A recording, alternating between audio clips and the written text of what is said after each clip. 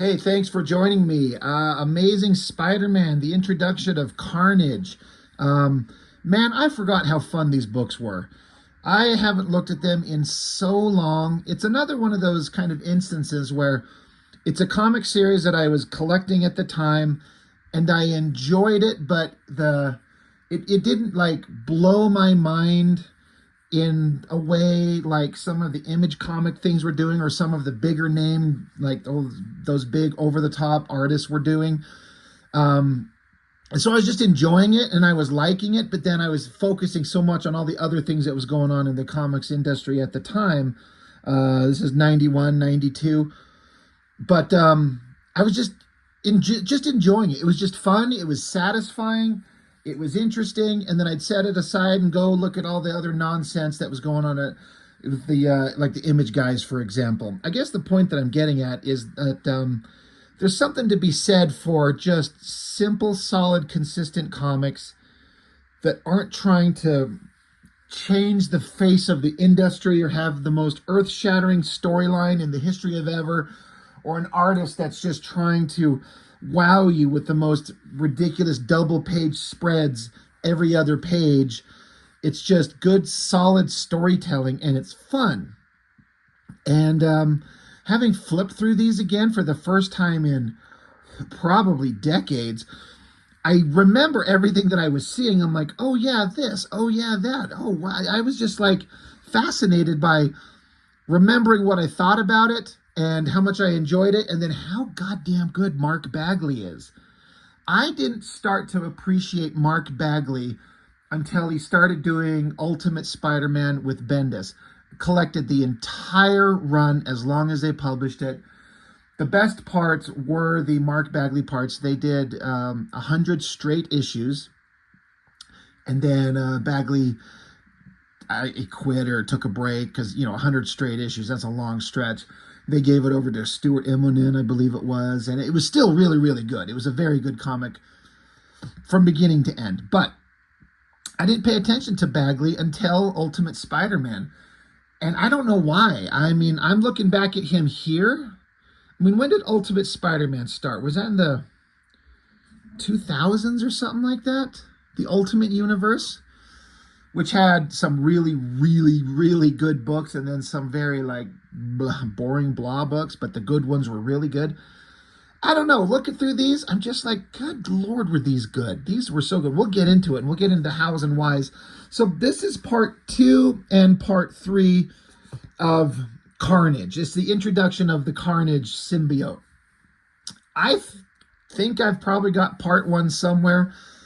I don't know where it is. I don't honestly know what happens in it. Kind of everything you need to know happens in here. I did review the books where Eric Larson drew Spider-Man and Venom's up to this point kind of final confrontation. It was like a 2-issue series. It was really good, where Venom is chasing Spider-Man because his hatred, the symbiote and Eddie Brock, their hatred for Spider-Man is just driving his rage and desire to kill Spider-Man. But they introduced the whole element, or not introduced. I mean, I haven't actually read the actual books where Venom was introduced. I've seen them. I flipped through. Excuse me. Oh my God, excuse me. Oh my God. What the hell's wrong with me? I have seen the books where Venom was introduced, drawn by McFarlane, but I've never actually got to read them all the way through. But I don't know where the point was introduced where Venom himself, he doesn't want to hurt innocent people. He's not like a maniacal, murderous monster that will just shred people on the streets just because. He's not interested in world domination or money or power. They just want to kill Spider-Man. Makes him a little one-dimensional, but also it kind of makes him unique. And it gives him the opportunity to be a character that you can have him be flirting with the idea of being on the side of the good guys, And in that miniseries, or not the miniseries, the storyline that Eric Larson drew in Amazing Spider-Man, Spider-Man and Venom had a big old fight. And then Venom eventually kind of knocks Spider-Man out and drags Spider-Man off to this like deserted tropical island where they could fight uninterrupted, to which they did. But Spider-Man was able to fool Venom into thinking that through a giant gas explosion that Spider-Man was actually dead. Spider-Man actually found like a gravesite and dug up some bones and wrapped part of his costume around it and had a big old explosion. And Venom's like, oh, Peter Parker's dead. So now Venom's out of prison, or at least Eddie Brock is. The symbiote's free. They're together. They're on a desert island. No one knows they're there. Spider-Man's dead. He's happy. He's content. He can just live on this beach in peace on this tropical island. And then that's where it was left. That's where Venom was previous to this. I think that was issue 347. It'll tell us inside here. So we're on 362, 363. So it's been a few issues that Venom's been out of the picture. But they did introduce the concept in those books where the symbiote got back together with Eddie Brock, busted him out, but left a little drop of goo on the cell and on the jail. And there was this guy, Cletus Cassidy, this murderous monster that shared a jail cell with Eddie Brock, I think it was. And the implication, they showed this Cletus Cassidy and this drop of goo kind of together as if they were going to merge into one, because we're learning how the Venom symbiote suit can spawn into multiple versions. Thus, there was where Carnage comes from. And these symbiote suits are extremely powerful. And Venom may be a psychopathic monster that wants to kill Spider-Man, but that's all he wants to do. He won't hurt other people. In fact, he'll go out of his way, Venom will, to protect innocent people. Give that kind of power to someone with exactly zero conscience or morality, or he's just this psychopathic murderer. Give him those kind of powers. Carnage becomes a very scary idea. So I can't remember what happens in part 1, but it's not extremely critical that we see it, because the important parts are in issues 2 and 3 here. I thought I'd just show, just for fun, something that pissed me off years ago. I remember walking into the comic shop and seeing this right here, this one. Not this guy, but this one on the shelf. And I'm like, I haven't seen that before, so I grabbed it and bought it. And it wasn't until I was getting ready to walk out that I realized it's just a different colored cover. It's the second printing, and I already had this. I thought that it was the next part of the story, and I was excited to pick it up. And then I'm walking out, and I'm like flipping it open. I'm like, wait, I've seen this, and I check it. Second printing. I was so goddamn mad. I'm like, I wish that they would have said something or pointed it out. Now, you could argue, rightfully so, that I should have just noticed. I should have known, but I didn't. So at the time when I was a kid, I didn't have much money. So if I'm spending money on a comic book, I was never one to buy multiple copies of any damn thing, ever.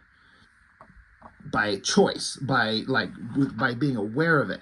So I tried to hey, could you guys I didn't want the second printing. They're like, fuck you, kid. All sales are final. Go fuck yourself.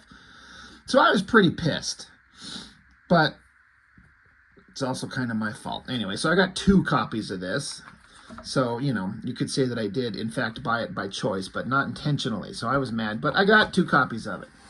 But let's get into what goes on. Mark Bagley just astounds me with how good he is, like I was saying before. He's so consistently good. And his Carnage, I feel like, is the best version ever made. You could argue who does the best Venom. Mark Bagley does an amazing Venom. He does a great Spider-Man. I would have to put Mark Bagley up there as one of the top 5 Spider-Man artists of all time. Arguably, right? Top 10, he has to be in there. If you're going to list the top 10 best artists on Spider-Man ever, Bagley has to be in there somewhere. But his Carnage is so good, and you'll see different versions of this throughout the book. A thing that he does that you wouldn't think would be hard to do, but he does it so well, is this gloopy kind of portions of the symbiote, this rubbery, liquidy, flowy material that the symbiote costumes are made of. The way that he draws this stuff flowing off the characters, looking like it's in motion and flexible and pliable. I don't think I've seen anybody do it better than him. And this cover is not even the best example. And I also love Mark Bagley's anatomy. It's both within the realm of kind of believable-ish comic book type drawing, but also exaggerated and exciting enough to be dynamic and eye-catching. It's so good. He can also be, it can also be kind of, I don't want to say boring at times, because I'm sitting here praising him.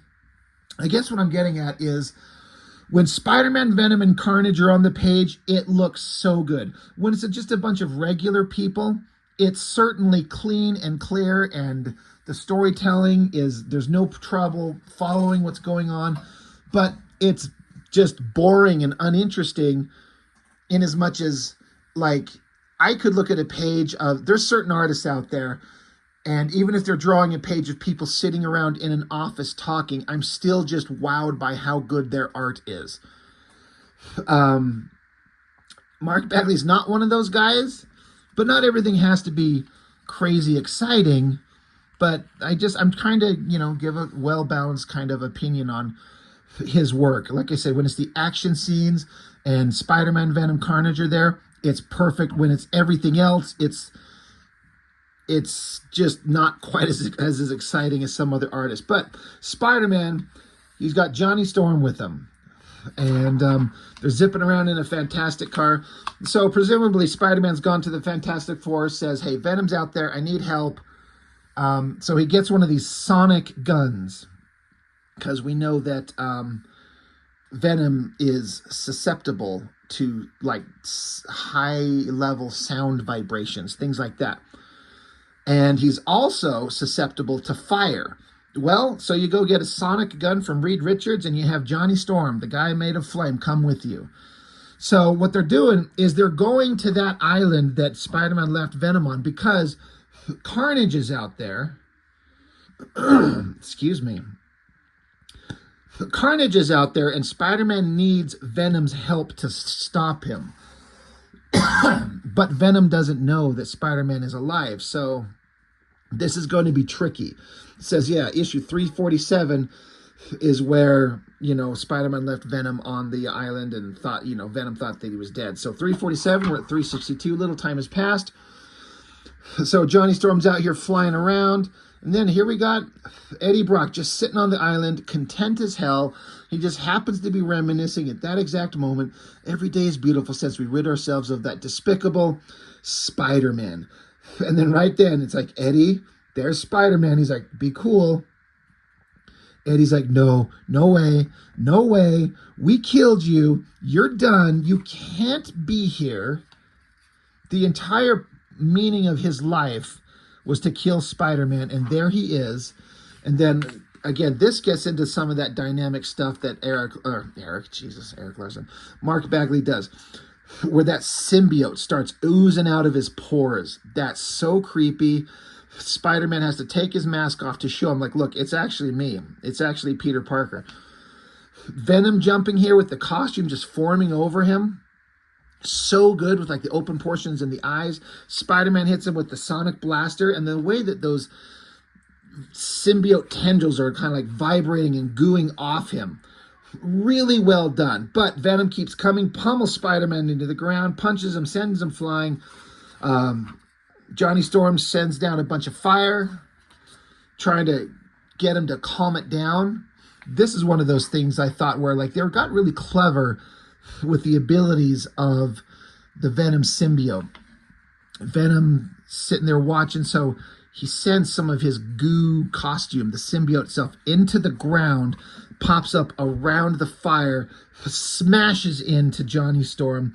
Sand is smothering his flames, wraps the symbiote around Johnny Storm's neck, and drops him into the water, choking him out underwater where he can't engage his flame. Like, smart move, Venom. So it's making Venom not just this mindless monster. That was a good tactical move. And it's so well drawn. So then Venom's turning his attention back to Spider-Man. And I like how it's showing that this costume can't flex endlessly everywhere because it's got it off his leg a little bit as the tendril goes into the water.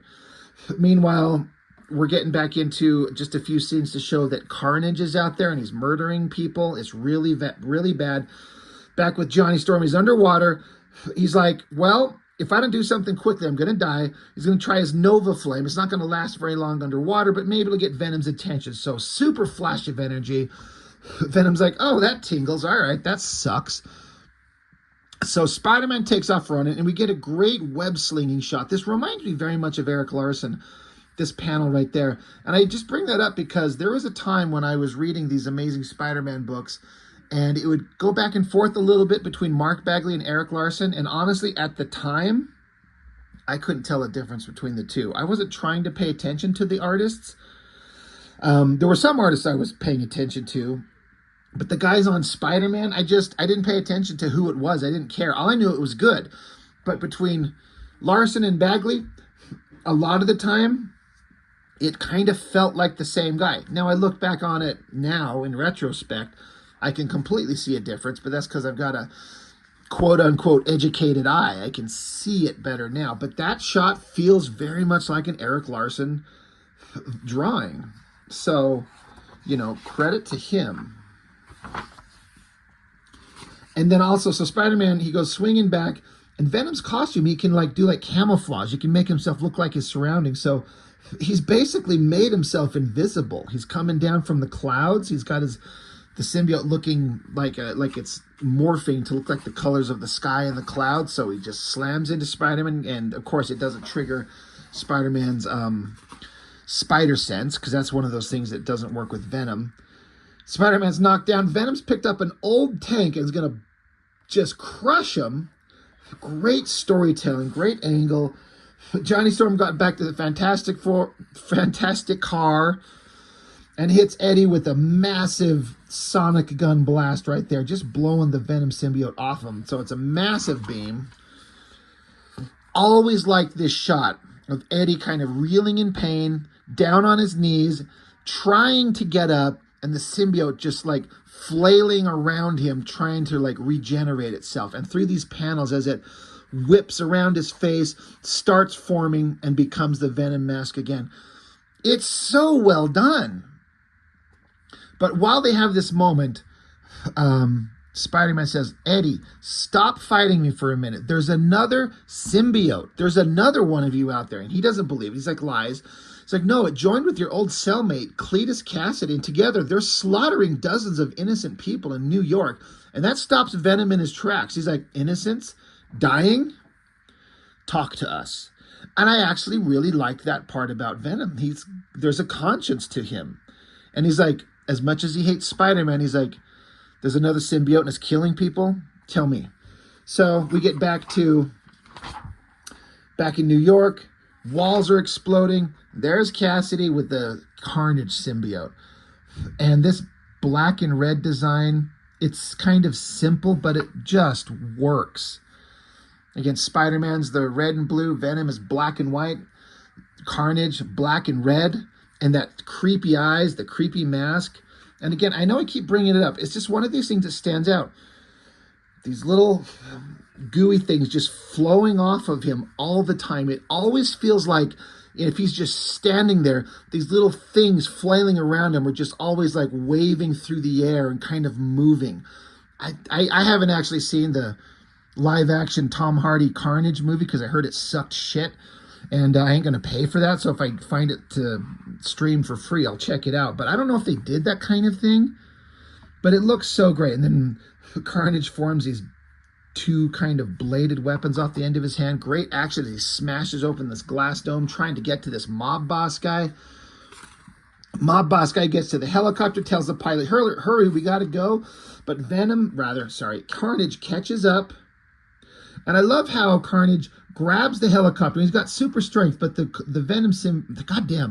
Carnage symbiote is extending off his fingers to wrap around the helicopter to give him a better grip. I don't know if that was a choice that Mark Bagley made on his own or the writer specifically asked of that, if I had to guess, I would say it's a Mark Bagley kind of thing.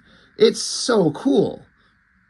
I love his simple anatomy, like the simple shape of the muscular anatomy, the thighs, the knee, the calves, and the foot. It's kind of like standard comic book symbology to kind of describe what a figure's doing, but it also is shaped just right so you completely get it. It works so well. Tosses the helicopter off, hits the ground, explodes. Love these shots of Carnage up here. And then he just extends his hand forward and goops that stuff out to web around. Like Spider-Man and Venom shoot out webs, but Carnage just uses extensions of his own symbiote. And this great shot, crazy pose, like it's pushing the poses and angles in the way that McFarlane kind of does, but not to the weird contorted anatomical extremes, but still in a way that's very dynamic. And God, this just got me thinking. My favorite version of Spider-Man is by McFarlane. And we've seen Venom. Have we ever seen McFarlane draw Carnage? If he has, I can't think of it. I bet that could look amazing. Not to take anything away from Mark Bagley. In my mind, the best looking Carnage is drawn by Mark Bagley. Anyway, love the angle, the shoulders and the body twisted, the legs like that. And I love how he's got this hand coming down and then the hand angled, you know, coming down from the forearm down and then pointing up, shooting off the costume to swing around. Great pose. Back with Spider-Man. He's explaining to Venom what's going on. This is what's going on. Your symbiote species says reproduces asexually once per generation. And Venom says they have no social structure, no such thing as family, and offspring is its own being of no interest to the parent. Thus, my other saw little reason to tell me it had given birth during our escape from prison. Apparently, gestating in an alien environment, Earth, causes the symbiote to develop unique powers. This is disturbing. So you're getting some kind of like backstory on the alien suit, this creature that is Venom, and how they kind of reproduce. It's really interesting. And he says it's even more so that it's merging with a conscienceless sociopath like Cassidy. So Venom says, we will help you, but when it's over, the deal is we go free. Spider-Man doesn't like to have to agree to those terms, but he's got no choice. Again, another great Mark Bagley choice of that Venom symbiote forming over the head. Got the mouth forming, but then see Eddie's eyes and then those tendrils coming up over the head. It looks so good. But okay, we're going to go get Cassidy. We're going to go do this. So they shake hands, back with Cassidy. He's swinging down, going into this apartment that's just been probably a place where he's, I'm trying to see if it says, he's already been here and murdered a bunch of people. So he starts watching TV and getting mad at shit because he's a psychopath. He's just out of his mind. Meanwhile, back in the Fantastic Car, Eddie Brock is talking to Johnny Storm, a member of the famous heroic team, the Fantastic Four. I guess this is probably the first time there's ever been a meeting between these two characters. It's always an interesting deal when you have two major characters in the Marvel Universe and they've never spoken to each other, ever. So Eddie Brock says, when I was a reporter for the Daily Globe, I wrote a Sunday feature on the Fantastic Four. You do a marvelous job protecting innocence. Keep up the good work. So he pats Johnny Storm on the shoulder. So he's like, hey, you Fantastic Four, you guys are awesome. Keep it up. And Johnny Storm's like, this guy's got a serious schizophrenia problem. What the hell? And Spider-Man's like, yeah, I know. There's nothing we can do about it. We need his help. So they're going to start searching the city. So Spider-Man and Venom jump out and they do this great swinging. And Spider-Man's like, we got to search for Cassidy. And Venom says, don't worry. Our species have an innate sense of where each other are. A species that can sense its offspring. So follow me. Cassidy, meanwhile, is in a fridge gonna get some grub, and he's like, oh wait, oh shit, his Carnage symbiote forms around him, and then there's Spider-Man and Venom facing off against Carnage. I know I keep bringing it up, but I like how Carnage, especially those things that are flailing around him, are always there. He'll draw it on Venom when the costume is changing shape or form, but on Carnage, it's always going there. It's always got that stuff flailing around. So Spider-Man is extremely powerful, extremely strong, and Venom more so. These two should be able to take out Carnage pretty easy. So they dive after him. Let's go. They tackle him. And then Carnage makes like a joke, like, a golly, 2 against 1. I'm scared. And it says not, which is very 90s humor, but it's appropriate. Slams them both side to side, bam, into each other, and then just casually throws them to the side. The storytelling and drawing on that panel of having them crash their bodies into each other, and then that shot right there, that is so good, with Carnage just standing up and just flinging them to the side effortlessly. I love everything about it. The visual storytelling, Mark Bagley is so good. Meanwhile, in this apartment complex, somebody hears all this noise and is telling everyone to shut up, I got a baby. So Carnage rips a hole in the ground, shoots his little tendrils down, and grabs the baby. Look at this shot. Him sitting here. There's this baby and this Carnage symbiote, and the way it's flowing off his fingers, the way he's got his hand up like this, but it's coming up and flowing around. It's so good. I love it. Carnage freaking throws the baby out a window. So Spider-Man's panicking. So is Venom in a way. Dear Lord, the child. They both jump out there, and so they're like, too far, falling too fast. Venom says webbing. So they both shoot their webs. And the way it reads to me is that Spider-Man missed, but Venom hit the target, hit the baby, pulled it back up, and they're like, we saved the kid, but Carnage is gone. And of course, it's kind of dumb, but also kind of cute. The baby's actually laughing in Venom's arms. And Venom's sitting here kind of tickling him, like being gentle with an infant. Venom also says, okay, we're going to have to keep tracking him down, but he discovered that I can follow him, and he's found a way to block that. I can no longer feel his presence. So it's going to get a lot harder. So Spider-Man's pissed. They're like, well, where do we go now? But then they see that J. Jonah Jameson on the cover of a newspaper has got a little hole in his head. And they're like, I bet you that's where Carnage is going, so at least we have a direction to go. Cut to J. Jonah Jameson in his office, turns and looks, and Carnage is just right there. Again, I love that drawing of Carnage. The pose, the kind of dramatic, over-exaggerated anatomy that's not so much that it's unbelievable. The Carnage symbiote just flowing everywhere. The red-black design with the white eyes. That is just so goddamn good. I've said it 50 times. I'm going to say it more. Mark Bagley draws the best Carnage. It looks so good. I'm just blown away by that drawing right there. If I could draw like these tendril things, this gooey stuff flowing around with any level of his skill, if I had any of Mark Bagley's skills. So that is part 2. Again, I don't have part 1. Not necessary. Let's get into part 3. I guess that's a reasonably decent cover. Just the faces of them. The teeth of the symbiotes are kind of the creepy part of it. Carnage, the conclusion. So,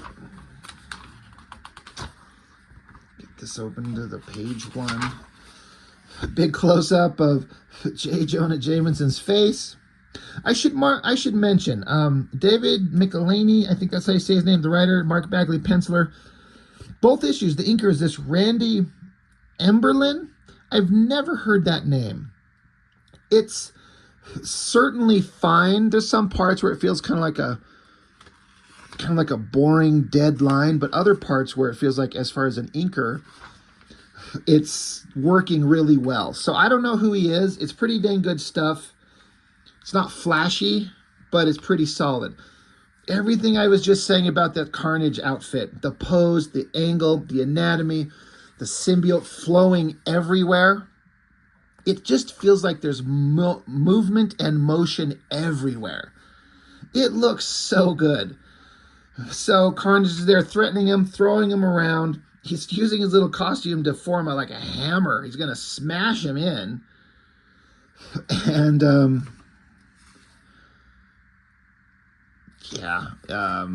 Venom and Spider-Man are on their way. They think that they know where they're going to have to go. Even setting aside the human figures, the buildings in the background, Bagley could do it all. But Spider-Man's having little inner thoughts, talking about what's going on and who Venom is. Again, it's like it's a comic book. We've already been over this the last issue, but every issue might be somebody's first, and so you have to have some part somewhere where, well, I guess you don't have to, but it's not a bad idea. It's a good idea to have a kind of a recap of the basics of the characters and the story, because somebody may have picked this up and they don't know what's going on. So we get to reread stuff we already know, but there's a reason for it. But they're on their way trying to find where Carnage is going to be at. They show up where the attack happened. They get some information. There are cops there. They don't like to see Venom with Spider-Man. They want to take Venom in. Venom's not having it. They got to take off and go. They're still searching. They find that Carnage just like landed on the ground. Carnage just landed on the ground, he says, and these other people are saying what happened. They watched it happen. He says he landed on the ground there. There was a bunch of humans, and Carnage said, gotta keep in practice. Then went eeny, meeny, miny, mo, and then he grabbed this girl and just shoved her body through the concrete wall. I'm like, that is really fucking dark. They should put that in the movie. Just have him walk up. Again, I haven't seen it. Maybe they did. He's like, I just want to kill somebody just because. So he's like, 1, 2, 3, 4. You, boom, crush him through a wall, and then they just take off. This poor woman died for nothing. She was just walking on the street. And you wonder why humans in these comics are fearful of, superhumans and their villains and their fights. Because you could just be walking along, going home from work, getting a burger, and then suddenly your head's thrown through a concrete wall. And we're supposed to, respect the superhumans and the villains. Even Venom's pissed off. He's like, an innocent person died. And Venom's like, someone saw what happened. Which way did he go? Somebody saw which way they went. One of you were watching. One of you better speak up. So Venom's getting pissed, and Spider-Man has to hold him back. And then I guess they decide, oh, look, there's a poster for a concert. He's probably going to go there. So there's a big rock band playing. Carnage jumps down with J. Jonah Jameson. Carnage stabs the security guy. All the kids in the audience are watching. And this is the one part that's kind of silly. As Carnage keeps killing people, he gets on the stage into the microphone and he says, hiya kids, I'm Carnage. I kill people. Just like I'm going to waste this suit over here just to show you how easy it is. All you need is the guts to do it. Are you with me? And then all these kids are like, hey, man, authority bites, man, but that doesn't mean killing people is cool. And they're like, So like most human beings, they'd be like, hell no, we're not going to kill anybody. Of course, there's one dude in the audience. He's like, oh my God, totally. Killing people is totally rad, bro. I'm going to kill you. So he pulls out a knife, is going to stab this guy. Of course, Spider-Man shows up, takes the knife. Venom pops up from behind, grabs J. Jonah Jameson to get him away from Carnage. Carnage grabs onto Venom, sends him flinging. This is another one of those shots with great motion where Venom was over here and Carnage hooks onto him and then flips him like he's got him on a tether rope, smashing him into the ground. Really well done. So while Carnage is watching that, he kind of turns and boom, Spider-Man's right there, kicks him right in the face, sends Carnage flying. I like how Carnage forms these double-bladed knives on the ends of his hands. Anytime you see that, you're like, oh, it's kind of a Wolverine riff. I don't care. If you're fighting, and you're fighting against another human being, you're going to form blades of some type, especially if you got these kind of powers, so it looks really good. So Carnage just starts tearing through everybody. And they hear Venom and Spider-Man yelling at him, so Carnage goes to take off. A cop shows up, not knowing what's going on, but knowing who Venom is, points a gun at him, like, you stop, and Venom's like, no one's stopping me from getting Carnage, so he gets threatening to the cop, and Spider-Man has to kick Venom in the back, like, hey, calm the fuck down. Remember who we're really here to fight. So Venom's like, yeah, whatever. So then here Carnage just bounding down to ding, ding, ding, ding, ding through the subway tunnels. And then Spider-Man, he always does this thing in the comics. I don't know how he does it. The physics of it don't make sense to me, but he shoots his webbing past Carnage and then somehow makes it burst out to create like a web wall in front of him to stop him. I don't know how that works, but it's a comic book with guys with radioactive powers and alien symbiotes, so why does that bother me? But again, all these action shots by Mark Bagley, this low-angle shot of them running at him, the highlights of the coloring. I think the colors did a really neat job here of putting those highlights of color on top of Venom from that lamp overhead. And that pose on Carnage, once again, everything I've been saying over and over and over, it's all there.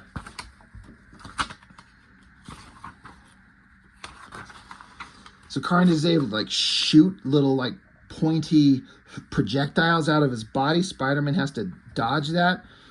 Venom punches at him, at Carnage, and then Carnage uses his symbiote to like start like intermixing. They're merging together, the Carnage and the Venom, and they start tearing each other apart. It kind of fucks them both up a little bit. Spider-Man shows up and socks Carnage right in the face, knocking him down to the part of the subway where the tracks are electrified, which I guess is a real thing. I mean, I don't know. I don't live in a big city like that. This shot where the symbiote itself just rockets at them as this giant, massive, like battering ram, plowing Spider-Man and Venom into the wall. And then again, look at that shot of Carnage right there. I'm just repeating myself, but those flailing tendrils off his body are so goddamn good. There's so much movement to it. I don't understand how he gets it to look so great, but he does. It looks so neat. But Carnage takes off, but they catch up with him. Carnage is gonna kill Jameson, but Carnage is there. Again, he does this kind of casual thing with the symbiote suit to grab onto Spider-Man's face. Venom shows up again. Now they're fighting again. And so Spider-Man's like, I've got to find a way. Oh, wait, we're in a concert stadium. They've got speakers. They've got sound. If I can crank up the amplitude to match this, that, the other, maximum power for the sound vibrations. And then he just, boom, does it. Boom, does that giant sound shockwave.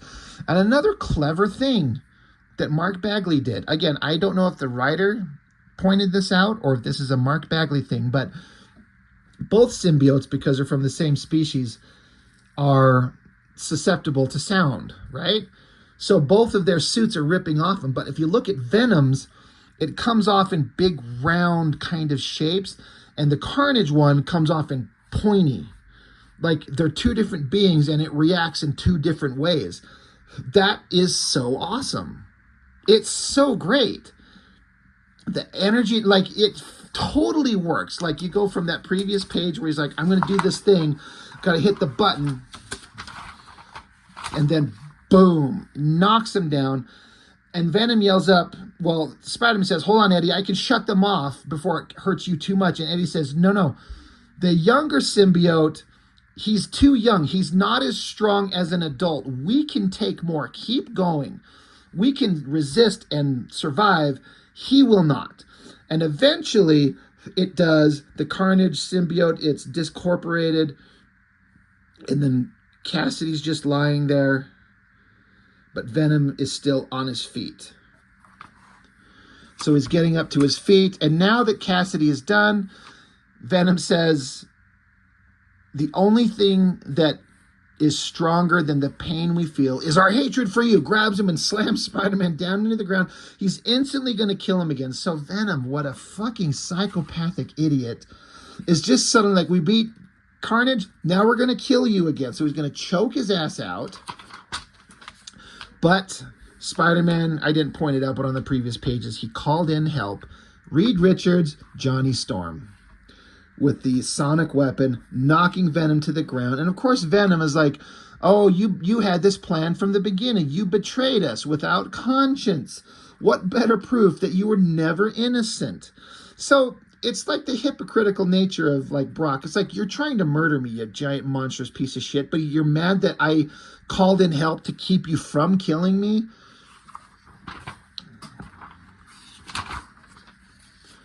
So with Reed Richards' help, they lock Venom up into this container where he can't get away. And there's this part where Reed Richards is saying that you did the right thing by basically breaking your word. We were going to capture Venom the entire time, but Spider-Man gave his word they were going to let him go. And Reed Richards says, you did the right thing. And Spider-Man's doubting it. His inner thoughts say, did I?